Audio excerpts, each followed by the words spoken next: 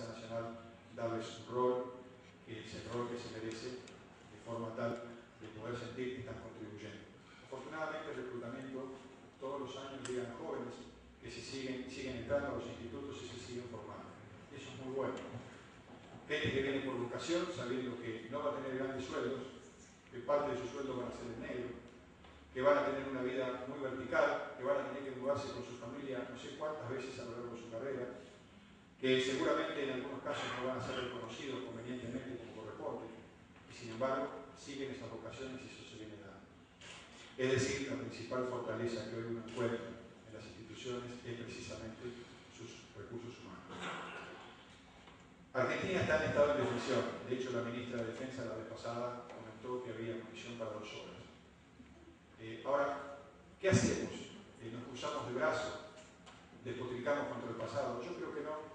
Lo que hay que hacer, porque yo sé que en el Ministerio de Defensa hay gente que sabe, hay gente que estudia, hay gente que se prepara. Yo sé que en las Fuerzas Armadas también hay gente preocupada y que está haciendo las cosas que tiene que hacer. Sé que incluso hay legisladores que también están en la misma posición, tratando de tender un manto, un puente para poder resolver los problemas del pasado. Simplemente creo que tenemos que sacarnos el velo de la ceguera. Los argentinos, ciudadanos que caminamos a pie por la calle, tenemos que entender que el sistema de defensa es tan importante como los otros, ni más ni menos, es igual que los otros. Y de alguna manera prestar nuestro apoyo y nuestra colaboración. El doctor Frondizi, en el año 58 tuvo 3 ejes de campaña: paz social, legalidad para todos y desarrollo. Paz social porque se venía del peronismo al antiperonismo. Estaba esa lucha y era imposible construir a partir de una sociedad que estaba dividida. Y lo que hizo fue tratar de unir esa sociedad y columnarla detrás de objetivos grandes. Legalidad: es indispensable que en un país todos los ciudadanos seamos igualmente legales, es decir, tengamos la misma legalidad, independientemente de si somos amigos o no somos amigos. Es imperioso recurrir y recuperar la legalidad para todos. Y finalmente, desarrollo. Para que se pueda generar un buen sistema de salud, un buen sistema de educación, un buen sistema de defensa, un buen sistema de justicia, se necesitan recursos. Y los recursos tienen que surgir de un proyecto de generación de riqueza. Argentina tiene un tremendo potencial para producir ese diferencial de riqueza que permita resolver y solventar todas estas cuestiones que hoy nombramos como déficit. Necesitamos partidos políticos que funcionen, partidos políticos que sean realmente partidos políticos donde estos temas se discutan. El Centro de Estudios Nacionales, con la inspiración de la profesora Menotti, lo que busca es precisamente ser abierto, pluralista, trabajar y ofrecer lo que se pueda generar a todas las fuerzas políticas que lo necesiten, pero necesitamos partidos políticos que funcionen. Esta democracia, que en mi opinión es una democracia enferma, se cura con más democracia y con mejor democracia. Y la única forma es si cada uno de nosotros participa dentro de sus posibilidades y cada uno de nosotros logra revertir en un cachito este deterioro que ha habido desde hace varias décadas. Nos faltan liderazgos positivos. Hoy tenemos dificultades en los liderazgos, pero no solamente en la clase política. No podemos achacarle los problemas a la clase política. Acá somos todos responsables, por lo menos aquellos que tenemos alguna responsabilidad. Fallamos en lo social, fallamos en lo académico, fallamos en lo empresario. Todos tenemos que hacer una mea culpa y ver de qué manera le prestamos nuestra granita de arena para que esto sea posible y vaya para adelante. El sistema de defensa tiene solución. La solución es muy sencilla, simplemente es un tema de vocación política y de respetar a esos cuadros que de tanto en tanto reciben golpes y sorpresas que lo único que hacen es minar su moral y su voluntad. Por eso yo los convoco a quienes quieran participar en la Comisión de Defensa, porque tenemos todo para hacer, hay mucho para hacer, y lo que pretendemos es construir un documento, un trabajo que sirva, que sea valioso y que lo podamos ofrecer como aporte a los partidos políticos y a las instituciones que lo requieran. Muchas gracias.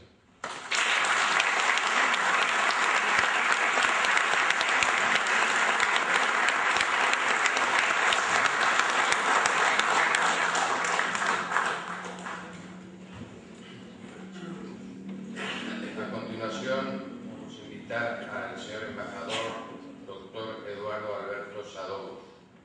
El doctor Sadous es abogado, Servicio Exterior de la Nación y fue promovido sucesivamente, siendo desde 1998 hasta la actualidad embajador extraordinario y plenipotenciario.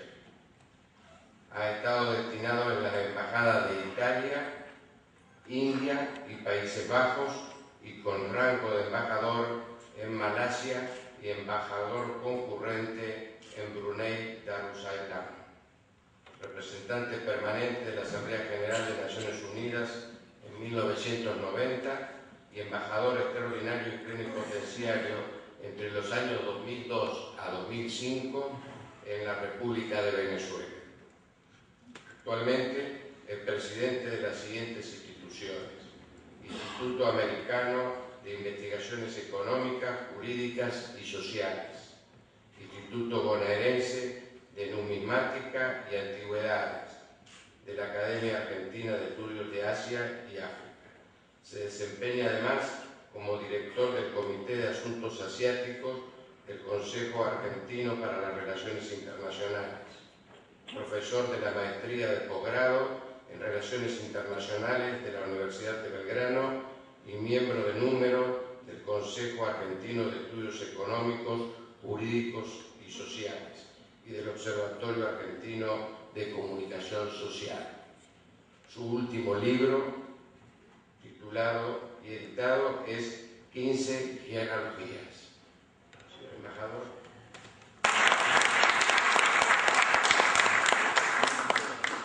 Bueno, buenas tardes a todos. Me uno al agradecimiento a la profesora Menotti, al general Moreno, al coronel Martelo, al doctor Romero Félix, a mis colegas que van a hablar en esta jornada. Me han encargado de hablar de política exterior y realmente creo que hay dos elementos que caracterizan al mundo actual. En primer lugar, es la aceleración de los tiempos, es decir, la mayor rapidez con que transcurren las transformaciones. Y en segundo lugar, la conciencia de la limitación y finitud de los recursos naturales. Ustedes piensen lo que duraron los imperios español, lo que duró el Imperio Británico, lo que duró el Imperio Norteamericano. Cuando cae el muro de Berlín, cuando colapsa la Unión Soviética, creíamos que íbamos a vivir una larga paz americana que consolidaba un Estados Unidos que venía siendo desde 1870 una de las potencias más importantes del mundo. Sin embargo, en este momento estamos viendo que Estados Unidos ha dejado de ser la potencia dominante y ha pasado a ocupar el lugar de un primus inter pares. Se calcula, y estas son cifras del Fondo Monetario, se calcula que en el año 2016 el Producto Bruto de China va a superar al de Estados Unidos. Vemos que entre las 10 principales potencias económicas del mundo, 3 están situadas en el continente asiático. China, que ocupa el segundo lugar en el ranking de estas 10 potencias, Japón y un país que hasta hace pocas décadas nadie lo veía como una posibilidad importante, la India. La India está creciendo a cifras muy elevadas y va a ser en los próximos años una de las 5 principales potencias del mundo. Es decir, lo que estamos viendo es una acelerada transformación del espectro internacional.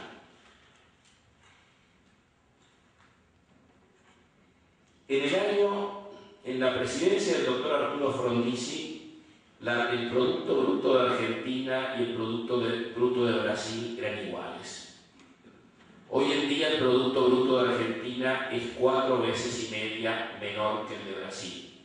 Brasil se ha convertido en la 6ª economía del mundo y así es reconocida por haberse integrado lo que se llama el BRICS, que son Brasil, Rusia, India, China y Sudáfrica, que se incorporó posteriormente. Esto reconoce el liderazgo regional de Brasil, que es algo que para la Argentina puede ser muy importante y sabemos aprovechar.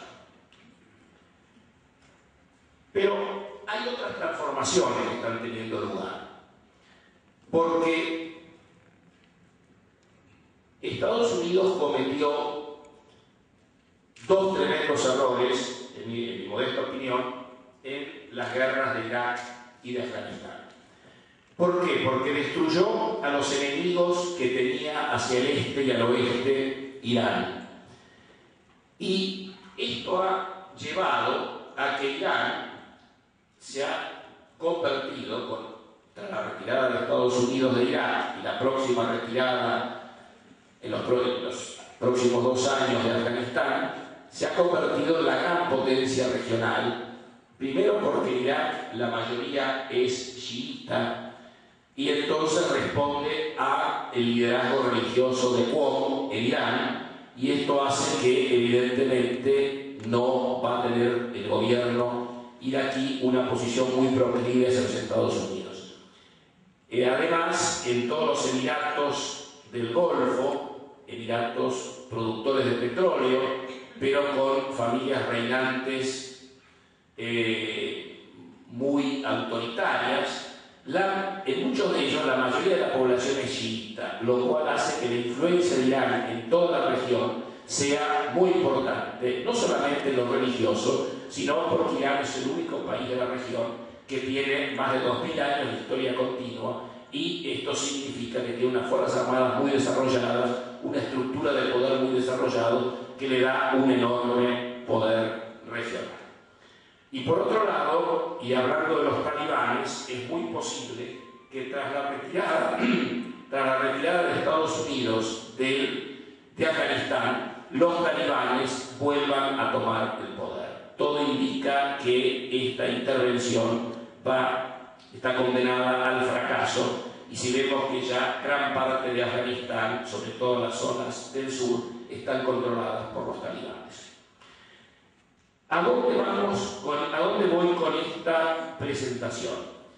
Creo que en el mundo actual, un mundo en el cual vemos una gran rivalidad por asegurarse la provisión de recursos naturales y de alimentos entre China, India, también Brasil, en África y en América Latina, vemos que en un mundo donde ya no hay dos bandos como existió en la época de la Guerra Fría, ni un bando como existió después de la caída del muro de Berlín, sino donde existen varios y diversos focos de poder, es muy importante tener una política exterior absolutamente profesionalizada, como la tienen los principales países del mundo, una política exterior que no solamente analice los problemas políticos y de seguridad, sino muchos problemas que están estrechamente vinculados con estos, como son los problemas medioambientales,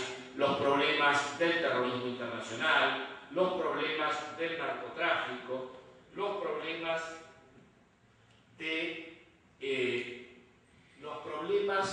que plantean fuerzas que tienen un gran poder destructivo, como son, por ejemplo, la delincuencia internacional, de la cual hablaba Clementi. Pensemos lo que significa en México, por ejemplo, el narcotráfico, las luchas entre los narcotraficantes. Pensemos lo que significa en Colombia una FARC que se han transformado de grupo guerrillero a un productor y traficante de drogas.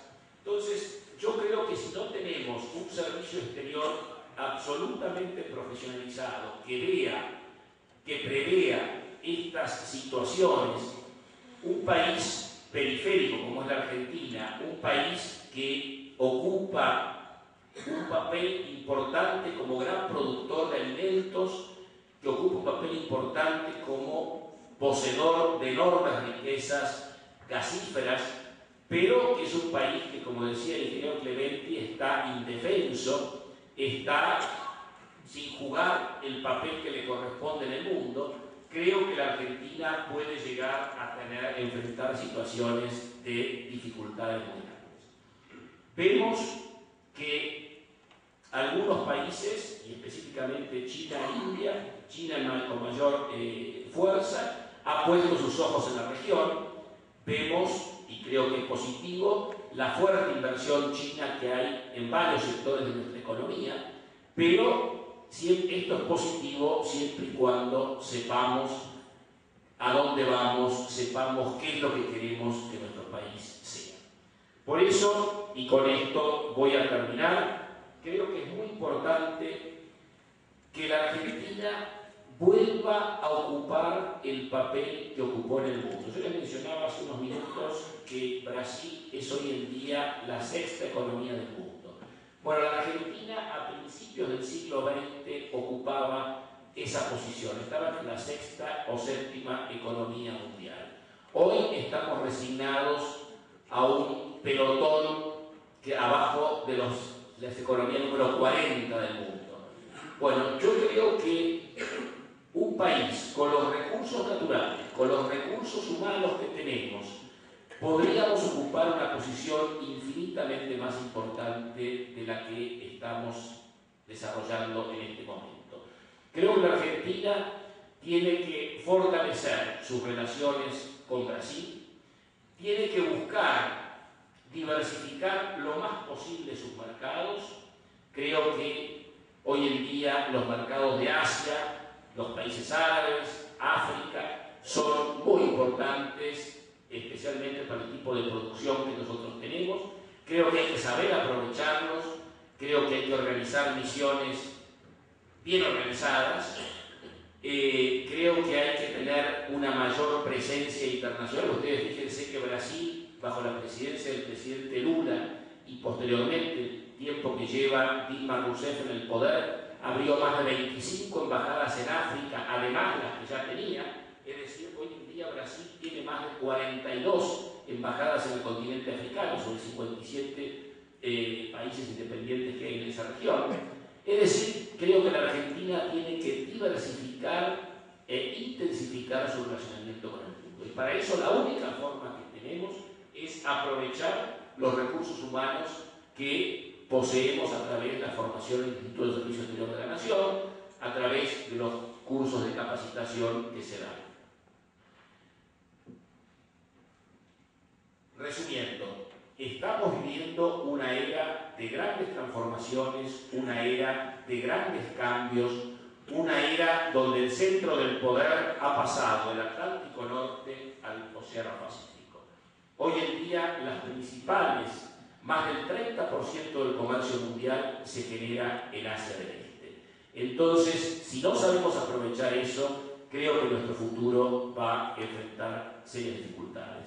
Por eso, creo que a través del Centro de Estudios Nacionales debemos fijar las políticas, debemos realizar los estudios para ver las formas en que la Argentina pueda insertarse exitosamente en el mundo, como se insertó exitosamente en la década de 1890, la tan denostada generación del 90, que insertó la Argentina y nos permitió un desarrollo creciente, un desarrollo fruto del cual son no solamente este palacio, pero sino muchas de las escuelas, hospitales, instituciones que seguimos utilizando más de 100 años después. Así que los invito a colaborar con nuestro comité, con nuestro grupo y ver en qué áreas podemos desarrollar esta inserción de la Argentina en el mundo en el cual nos toca vivir. Muchísimas gracias.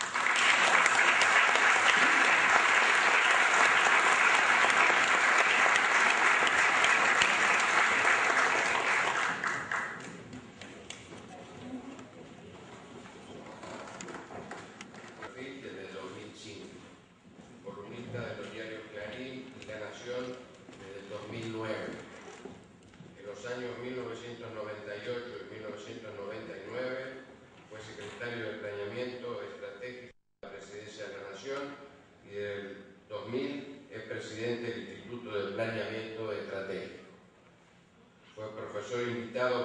exponer sobre la situación estratégica internacional en el Colegio de la Organización del Tratado del Atlántico Norte, OTAN, en Roma, y también como docente invitado a exponer como miembro del Consejo Argentino para las Relaciones Internacionales. Además, fue miembro y presidente del Foro Sur, grupo dedicado a promover el Mercosur. Es integrante del Consejo Editor de la revista Archivos del Presente, miembro fundador del Segundo Centenario, grupo dedicado a promover el debate político, y socio fundador de la Fundación Pensamiento Americano. Doctor Castro.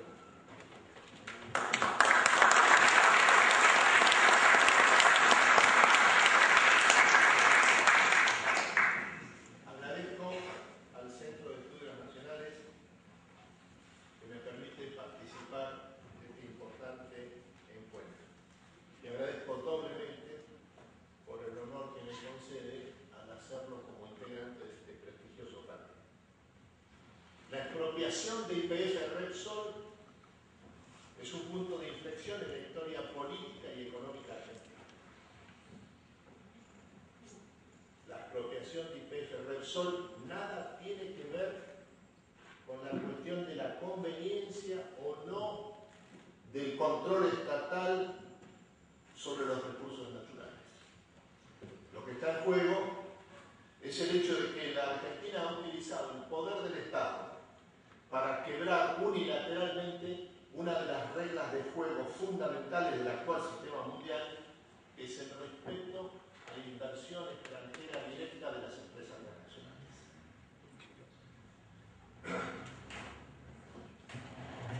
El eje de la acumulación capitalista se ha trasladado en los últimos 4 años en forma irreversible de los países avanzados a los emergentes, de los cuales los 3 principales son China, India y Brasil. Y el éxito económico de estos países, ante todo China y también Brasil, es que es el resultado de su crecimiento económico con la inversión extranjera directa de las empresas transnacionales. El fenómeno chino es imposible de comprender si no se advierte que más del 60% de sus exportaciones son obra de las empresas transnacionales radicadas en China que producen allí para vender al mundo. Por eso, lo que está en discusión ahora, a partir de este punto de inflexión histórica, que es la expropiación de YPF Repsol, no es una cuestión exclusivamente técnica de carácter energético, sino que es la orientación general del país.